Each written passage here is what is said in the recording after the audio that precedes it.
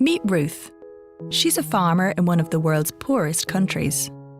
Like more than a third of the global population, Ruth relies on the land to survive. She grows and sells crops to provide her family with their basic needs. Ruth used to be able to rely on seasons coming at the same time each year to know what to plant and when to plant it. But because of our changing global climate, sometimes the rains don't come. The sun burns up her land or floods wash away her crops. When she can't grow enough, she has to buy food, which, because of factors like climate change, is becoming more expensive all over the world. Hunger is a big problem. It affects 1 in 7 people worldwide. If we don't react to climate change now, this will be 1 in 6 by 2020.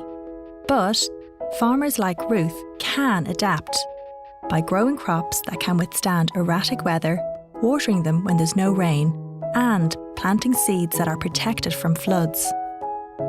If Ruth had the seeds, tools, and technologies she needs, she'd be able to feed her family again.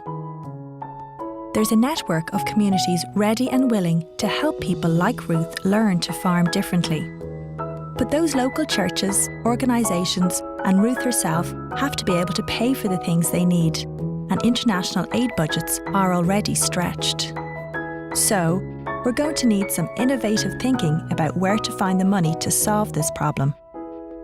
Let's start by looking out to sea.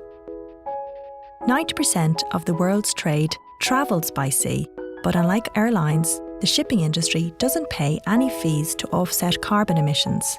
A shipping levy could reduce emissions and help raise the money people like Ruth need to adapt to the effects of climate change. Even the people in the shipping industry think this is a good idea. During our presidency of the European Union, the Irish government has an opportunity to take the helm and propose new sources of funding to make sure everyone has a fair deal.